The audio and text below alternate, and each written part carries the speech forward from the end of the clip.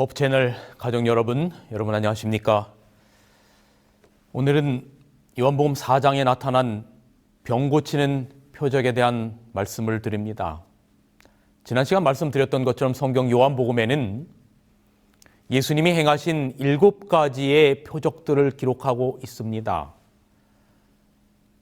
지난 시간 말씀드린 것처럼 그 표적의 목적은 그 사건 자체에 있는 것이 아니라 그 사건이 가리키는 궁극적인 목적이 중요하다는 말씀을 드렸습니다.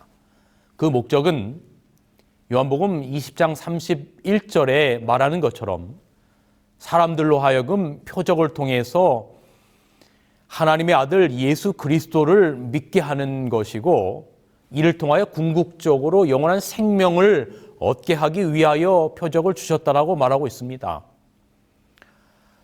지난 시간 첫 번째 기적인 요한복음 2장의 가나의 혼인잔치에서 물이 포도즙으로 변하는 사건을 통해서 제자들 앞에서 예수님께서 영광을 나타내시는 모습을 우리는 살폈습니다.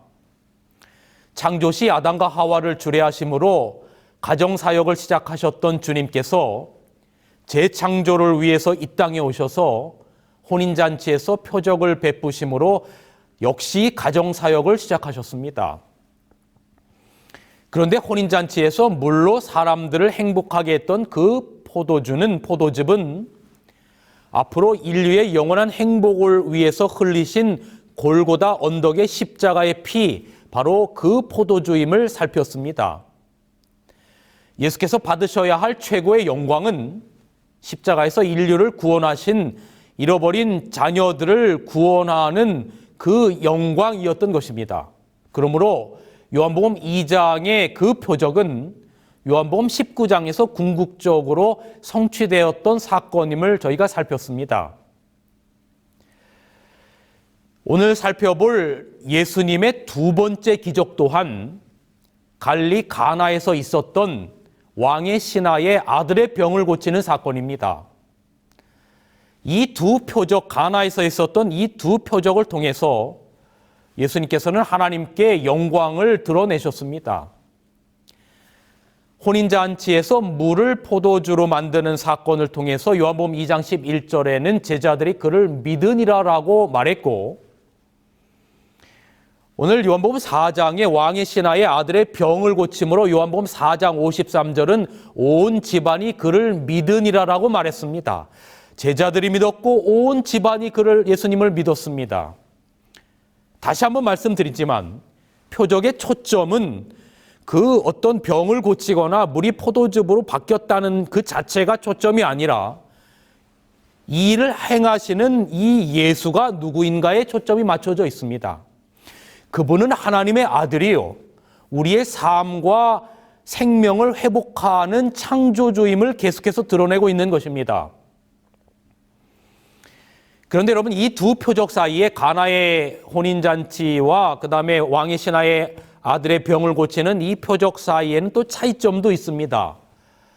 첫째 표적은 혼인잔치의 기쁨의 자리에서 일어났다면, 두 번째 표적은 죽음의 그림자가 드리워진 병석에서 일어났습니다. 정반대의 상황에 예수님께서 찾아오셨습니다. 그래서 오늘 여러분의 상황과 오버랩 시키면서, 오늘 여러분과 제가 처한 상황과 오버랩 시키면서 우리의 아픔의 상황에서 여러분의 생명을 회복시키는 예수님을 만날 수 있기를 간절히 바랍니다.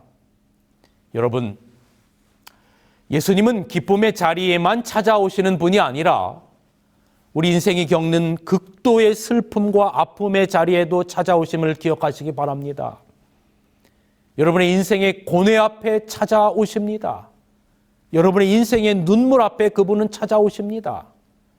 여기 히브리서 5장 7절서부터의 말씀은 이렇게 기록합니다. 그는 육체에 계실 때에 자기를 죽음에서 능히 구원하실 이에게 심한 통곡과 눈물과 간구와 소원을 올렸고 그의 경건하심으로 말미암아 들으심을 얻었느니라. 그가 아들이시라도 받으신 고난으로 순종함을 배워서 온전하게 되었은즉 자기를 순종하는 모든 자에게 영원한 구원의 근원이 되시고라고 기록합니다. 여러분, 예수님은 둘째 아담으로서 이 세상에 있는 모든 사람이 해야만 하는 기도를 하고 있는 것입니다. 인생의 눈물과 고뇌 앞에 어쩔 수 없는 인생들을 향한 주님의 눈물의 기도와 그분의 찾아가심은 오늘 우리들에게 말할 수 없이 큰 위로가 되는 것입니다. 여러분, 기억하십시오. 주님은 우리의 눈물 앞에도 오신다는 사실을 말입니다. 그런데 저는 오늘 이 표적이, 가나에서 행해지는 이 두 번째 표적이 우리들에게 주는 진정한 교훈이 무엇일까? 저는 이 표적을 통해서 오늘 우리 그리스도인들이 가져야 될 참된 믿음이, 진정한 믿음이 무엇인가를 보여주는 것이라고 생각합니다. 오늘 본문의 이야기를 잠시 드리면, 여러분, 오늘 본문은 가버나움에 있던 왕의 신하의 아들이 병이 걸렸지요. 왕이라 하면 누굴까?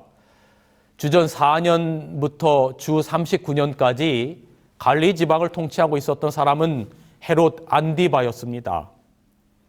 로마 황제의 지배 아래 팔레스타인의 그 한 영토를 지배하고 있었던 바로 헤롯 안디바.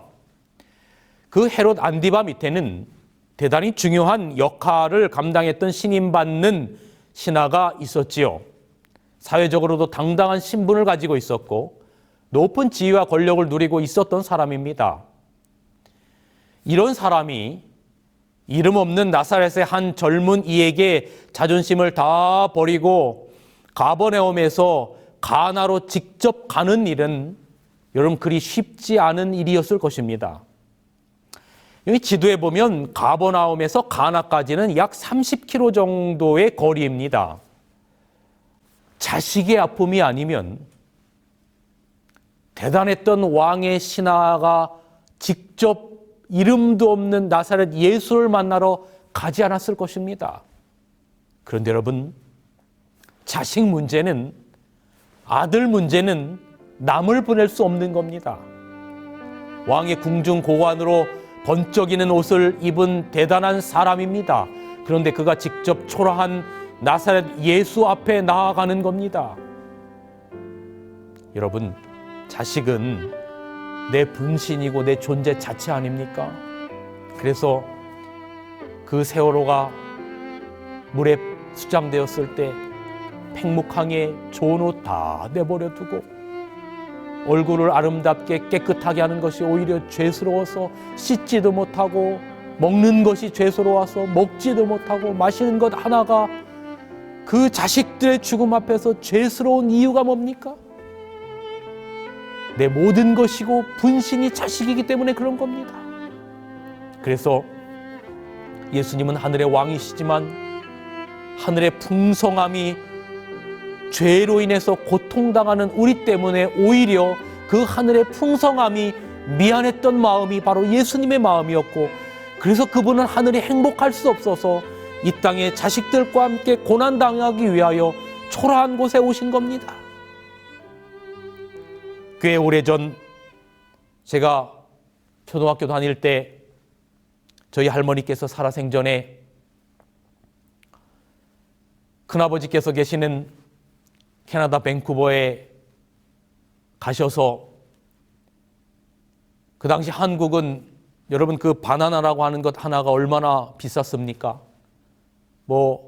제 시골 고향에서 잘 보기도 어려웠던 그 부여 터미널에나 가야 볼 수 있었던 그 낱개 바나나 하나가 그 당시 돈으로, 제가 그 당시에 아버지께 혹은 어머니께 아빠 100원만 50원만 그런 시절인데 그 바나나 하나가 1,000원이었으니 얼마나 비싼 때입니까? 그래서 1년에 정말 한두 번 아주 몸이 많이 아프고 이럴 때 부모님께서 그걸 사다 주셨던 그런 기억이 나는데, 저희 할머니께서 캐나다에 가셔서 거기 그 많은 바나나를 볼 때마다 한국에 있는 이 큰 손주 생각나셔서 그리우셨대요.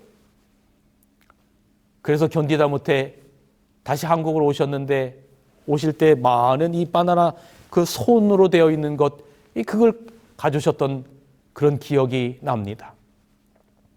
아무리 좋은 곳이어도 여러분, 자식들이 사랑하는 존재가 고통당하면 부모는 그곳이 기쁨의 곳이 될 수 없는 겁니다. 하나님의 아들이 우주의 통치자가 천사를 대신 내려보내지 않고 직접 초라한 이 땅에 내려온 이유가 뭔지 아세요?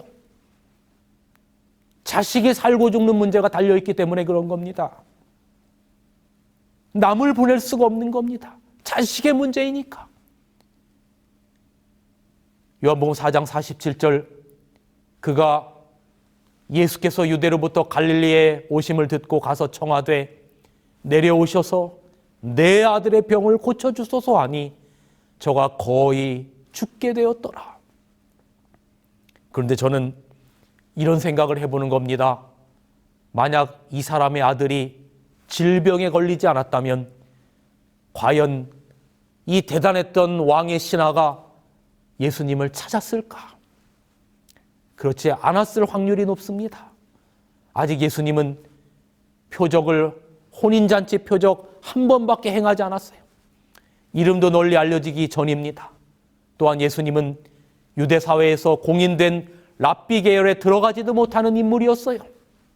그런데 이 사회에서 당당한 신분을 가진 사람이 일개 젊은 예언자를 찾아와서는 무릎을 꿇고 사정에 호소를 하는 겁니다. 이 사람은 자식 문제 때문에 예수님 앞에 나왔어요. 고난 때문에 예수님 앞에 나왔어요. 그래서 여기 스펄전은 이렇게 말합니다. 고난은 변장을 하고 찾아온 하나님의 천사이다. 그 어떤 인간의 노력으로도 아들을 살릴 수 없다는 한계에 부딪혔을 때 나사렛 예수가 최후의 희망이 된 것입니다. 여러분, 우리에게 어떤 고난이 임할 때 그 고난 속에 우리의 구원을 위해 역사하시는 하나님을 볼 수 있다면 얼마나 좋을까요? 왕의 신하는 고난을 기회로 삼았어요. 아들을 잃을지 모른다는 존재론적인 고민은 하나님의 아들을 잡는 끈의 역할을 했어요. 여기 요한복음 4장 47절을 다시 봅시다.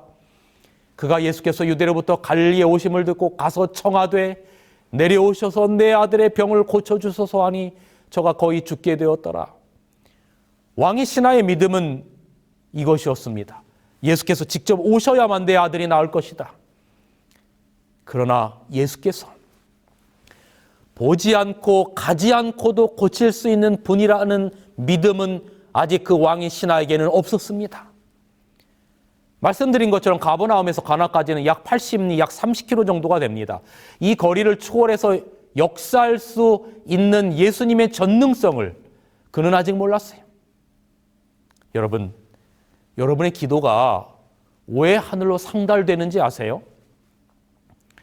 여러분 한 분이 이 세상에서 유일한 하나님의 아들과 딸이시기 때문에 그래요.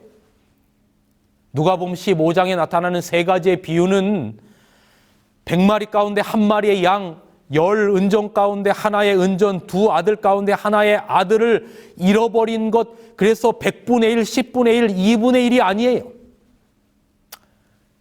여러분, 존재는 그 하나가 몇 분의 몇이 아니라 그 하나가 전부인 겁니다. 그래서 양 한 마리를 잃어버렸을 때 그 한 마리가 전부이기 때문에 그 한 마리를 위하여 목숨을 버리시는 겁니다. 여러분의 기도를 하나님께서 들으시는 이유는 온 인류 가운데 수십억 명 가운데 한 명이 여러분이 아니라 여러분 한 명이 하나님에게 있어서 유일한 존재이기 때문에 그런 것입니다. 우리는 저마다 자기가 원하는 이기적인 욕망의 근거에서 표적을 구하며 신앙생활을 하는 경우가 대단히 많습니다. 신앙생활이 거래가 되는 경우가 많아요. 교회를 다니면 이런 복을 받고 교인 수가 많은 교회에 다니면 내 사업에 이득이 될 수 있고 남의 눈 때문에 신앙을 하고, 그런데 여러분, 신앙생활은 절대로 거래가 되어서는 안 됩니다. 기복신앙은 진실한 신앙이 아닙니다. 여러분, 예수님을 사람들이 왜 구름대처럼 쫓았습니까? 떡을 먹으니까 배가 부르니까 쫓아다녔어요. 병자를 고쳐주니까 병이 나을게 하기 위하여 쫓아다녔어요. 그런데 병자를 안 고쳐주니까 다 떨어져 나가요. 호산나 다윗의 자손이여 자신의 겉옷을 깔고 종려가지를 길 위에다 깔았던 이 신앙은 사람들에게서 무슨 콩고물이 떨어질까 해서 생긴 신앙이었어요. 그런데 기대와는 달리 조소를 당하고 초라한 십자가의 나사렛 예수 앞에 그들이 생각했던 것과는 다른 예수의 모습 앞에 십자가에 매달린 예수의 모습 앞에 죄인으로 정죄된 예수의 모습 앞에 모든 거래 신앙은 다 떠나가는 것입니다. 이런 신앙은 하나님을 너무 슬프게 만듭니다. 마치 우리 자녀들이 부모가 돈이 있고 나에게 줄 것이 있고 힘이 있어야 사랑하고 늙고 병들어 더 이상 줄 것 없을 때 부모를 버린다면 여러분 그 부모의 심정이 어떻겠어요? 신앙은 관계입니다. 이런 관계 있는 자를 주님이 치유하시고 데리러 오실 겁니다. 그래서 예수님이 이런 거래 신앙에 일침을 가하십니다. 요한복음 4장 48절 예수께서 가라사대 너희는 표적과 기사를 보지 못하면 도무지 믿지 아니하리라. 요한복음 12장 37절 이렇게 많은 표적을 저희 앞에 행하셨으나 저를 믿지 아니하니라고 말합니다. 표적 때문에 믿는 신앙은 그 표적이 끊어지면 표류하고 맙니다. 하나님은 깊은 관계의 신앙을 원하십니다. 사단은 사람들이 표적에 관심이 많은 걸 알아요. 이게 죄 지은 후에 사람의 본성이 되었습니다. 무언가 눈에 보이는 것을 원하죠. 그래서 죄 짓기 이전의 언약은 불문율, 이 마음에 새겨진 언약이었습니다. 그래서 unwritten law였어요. 그런데 죄로 인해서 불문율이 성문율이 됩니다. 이 성문율이라고 하는 건 written law, 쓰여진 법이라는 말입니다. 그러니까 죄 이전에는 불문율, 마음 가운데 새겨진 법이었다면 죄 이후에는 written law, 성문율, 무언가 돌판에 새겨진 법이 된 것입니다. 그래서 율법도 돌비의 계명을 새기시고 그 다음에 눈에 보이는 성소를 짓도록 하신 겁니다. 왜냐하면 사람들이 죄 이후에는 사람의 마음이 믿을 수 있는 존재가 되지 못한 거예요. 믿을 수 있는 게 되지 못한 거예요. 그래서 하나님께서 가시적으로 뭔가 보이시는 곳에 법을 새기시고 보이는 성소를 짓게 하셨던 거죠. 에덴 동산에서는 모든 것들이 불문율과 관계의 세계였습니다. 역사의 마지막에도 사단은 이 사람의 마음을 잘 이용할 겁니다. 그래서 마태복음 24장 24절에 보면 표적과 기사를 보이어 할 수만 있으면 택하신 자까지 미혹하겠다고 했어요. 뭐 예를 들면 마리아 상에서 피눈물이 나오게 하고 뭔가 정말 벅적지근하게 병 고치는 집회를 하고 방언을 하고 기적을 베풀고 그런 곳에 사람들이 모이게 하도록 사단은 그렇게 만들 것이라고 했어요. 왕의 신하의 거래적인 신앙을 깨기 위해서 예수께서 이렇게 말씀하십니다. 요한복음 5장 50절 예수께서 가라사대 내 아들이 살았다 하신데 그 사람이 예수의 하신 말씀을 믿고 가더니라고 말합니다. 예수께서 이 말씀을 하셨는데 이 사람은 한순간에 그 말씀을 신뢰했습니다. 오셔서 고쳐달라고 했는데 그냥 내 아들이 나은다라고 말하니까 그 말씀을 믿고 가는 신앙으로 바뀐 겁니다. 확신이 생긴 겁니다. 평안한 마음으로 내려가는 겁니다. 여러분, 기적을 안 보고 믿을 수 있다면 이것은 더 고귀한 신앙입니다. 이것이 바로 관계의 신앙입니다. 기적보다 중요한 것은 하나님과의 이러한 관계를 가지는 것입니다. 6.25 때 결혼한 지 얼마 안 돼서 남편이 징집이 되어서 전쟁 중에 죽은 남편이 죽었습니다. 그런데 그 남편을 사실 얼굴도 몇 번 보지 않은 그 남편을 여의고 평생을 홀로 살았던 여인들이 있습니다. 그런데 그 어머니들에게 왜 평생을 남편을 잃고 다시 제가하지 않고 혼자 살았냐고 물어보면 이렇게 이야기합니다. 그 짧은 결혼 생활에서 남편은 나를 너무나 사랑했어요. 난 평생을 내 남편을 내 마음속에 간직하고 살았어요. 다시 그때로 돌아가도 그럴 거예요. 여러분, 이것이 신뢰의 관계입니다. 왕의 신하가 표적이 없어도 예수님의 말씀을 믿었어요. 그리고 평안한 마음으로 돌아갔습니다. 이것을 성경은 하나님이 원하시는 관계 신앙, 곧 그리 아니하실지라도의 신앙이라고 말하는 겁니다. 다니엘 세 친구 풀무불에 던져도 하나님께서 우리를 구원하시겠지만 그리 아니하실지라도 우리는 저 신상에게 절할 줄 아니할 줄 아옵소서. 시대소망 198페이지. 그는 야곱처럼 승리하였다. 구주께서는 자기에게 매달려서 심히 필요한 것을 간청하는 영혼들을 물리치실 수 없으시다. 예수께서는 말씀하셨다. 가라, 내 아들이 살았다. 그 신하는 전에 결코 맛보지 못했던 평화와 기쁨을 가지고 구주가 계신 곳을 떠났다. 그는 자기 아들이 나으리라는 것을 믿었을 뿐만 아니라 강한 확신을 가지고 그리스도께서 구속주가 되심을 믿었다. 그는 집으로 가는 길을 바삐 서둘지 않았다. 그는 아직도 자기의 사는 집에 상당히 떨어져 있는 곳에 왔을 때 종들이 그들의 주인이 느끼고 있으리라고 생각한 불안을 덜어주기를 열망하여 그를 맞으려고 나왔다. 그는 그들이 전한 소식을 듣고도 무슨 소식을 전했을까요? 아들이 낳았다는 소식을 전했을 것 아닙니까? 그 소식을 이 아버지가 왕의 신하가 듣고도 놀라움을 나타내지 않고 오히려 그들이 알 수 없는 깊은 관심을 가지고 아이가 몇 시에 낳기 시작했는지를 물었다. 여러분, 아멘 아닙니까? 가버나움에서 가나는 걸어서 한나절이면 돼요. 그런데 이 사람들은 그 다음 날, 근데 이 신하의 왕의 신하가 그 다음 날 종들을 만났다고 52절에 기록합니다. 아들이 낳았다는 소식이 그 기쁜 소식을 전하기 위해서 달려온 종으로부터 아들이 낳았다라고 하는 소식을 들었는데 기뻐하는 것보다 놀라움을 나타내지 않고 몇 시쯤 낳았냐고 묻는 것입니다.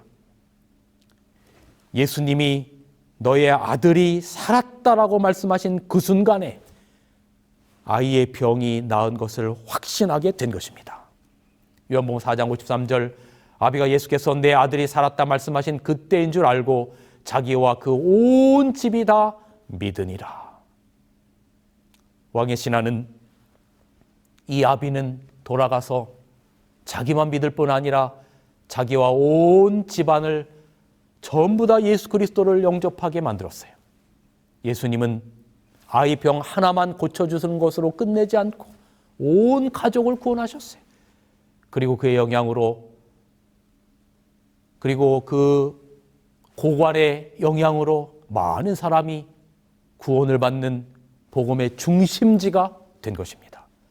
예수님이 비록 그 자리에 없어도 말씀만 믿으면 예수님이 있는 것과 같은 일이 발생합니다. 보지 않고 믿는 것, 그것이 진정한 신앙입니다. 가장 아름다운 믿음은 표적을 보고 믿는 것이 아니에요. 아무것도 보지 못했는데 믿는 겁니다.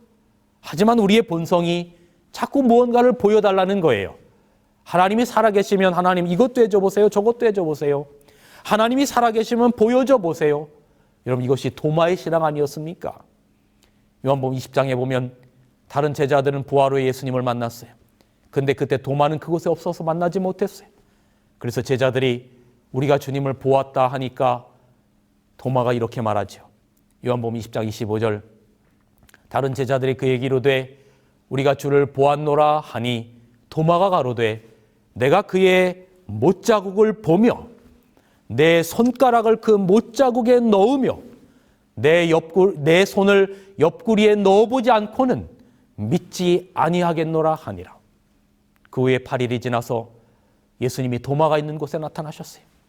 도마가 한 말을 예수님이 아시고 도마야, 내 손가락을 내 옆구리에 넣어보라라고 말씀하셔요. 그리고 말씀하시기를 믿음 없는 자가 되지 말고 믿는 자가 되라고 하셨어요. 그때 도마가 이렇게 대답합니다. 요한복음 20장 28절, 도마가 대답하여 가로되 나의 주시며 나의 하나님이 신이다. 예수께서 이렇게 말씀하십니다. 요한복음 20장 29절, 예수께서 가라사대 너는 나를 본고로 믿느냐? 보지 못하고 믿는 자들은 복되도다 하시니라. 여러분, 우리는 무엇을 보여달라고 해요? 자꾸 누구처럼요?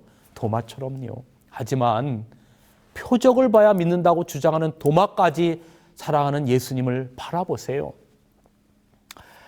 예수님 이 땅에 오셔서 베푸셨던 유일한 표적이 뭔지 아세요? 유일한 표적? 이상하지요? 요한복음에만 해도 7가지 표적이 있다고 했는데 유일한 표적이라니요? 마태복음 16장 4절을 봅니다. 악하고 음란한 세대가 표적을 구하나 요나의 표적밖에는 보여줄 표적이 없느니라 하시고 저희를 떠나시니라. 그 유일한 표적은 바로 요나의 표적. 3일 만에 물고기 뱃속에서 나오는 표적, 바로 십자가와의 표적, 부활의 표적이 예수님이 행하시는 유일한 표적이라고 말하는 겁니다. 요한복음 2장 18절에 이에 유대인들이 대답하여 예수께 말하기를 내가 이런 일을 행하니 무슨 표적을 우리에게 보이겠느냐? 예수께서 대답하여 가라사대 너희가 이 성전을 헐라 내가 사흘 동안에 일으키리라. 유대인들이 가로되 이 성전은 46년 동안 지었거늘 내가 3일 동안에 일으키겠느냐 하더라. 그러나 예수는 성전된 자기 육체를 가리켜 말씀하신 것이라. 죽은 자 가운데 살아나신 후에야 제자들이 이 말씀하신 것을 기억하고 성경과 및 예수의 하신 말씀을 믿었더라. 예수님이 보이신 단 하나의 표적은 바로 십자가였습니다. 출애굽기를 떠올려 보세요. 6월절에 어린 양, 니고데모에게 설명한 노뱀, 성전, 포도주, 전제, 관제, 이 모든 것들이 십자가의 초점을 맞추고 있는 상징들을 떠올려 보세요. 예수님은 바로 그 모든 상징들을 실제로 바꾸려고 이 땅에 오신 겁니다. 그런데 왜 십자가의 표적인가?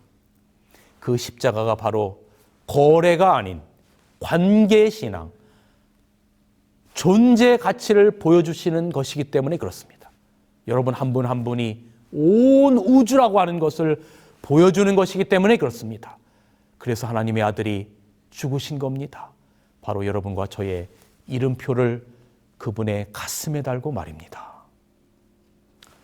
2014년 8월 5일 워싱턴 포스트지에 세월호 사건으로 단식하는 희생자 부모들이 죽을 마음으로 단식을 하면서 이렇게 말한 것이 실렸습니다. 그날 내 딸을 구하지 못해서 그리고 다시 그 애를 데려올 방법이 없어서 정말 미안하다. 대통령님, 힘없는 아빠가 쓰러져 죽거든 사랑하는 유민이 곁에 묻어주세요. 사랑하는 여러분, 이 세상의 모든 자식을 향한 부모의 마음은 참 신앙이 무엇인지를, 진정한 믿음이 무엇인지를 보여주는 겁니다. 표적 때문에 믿는 신앙이 아니라 관계 자체가 가치가 있는 신앙.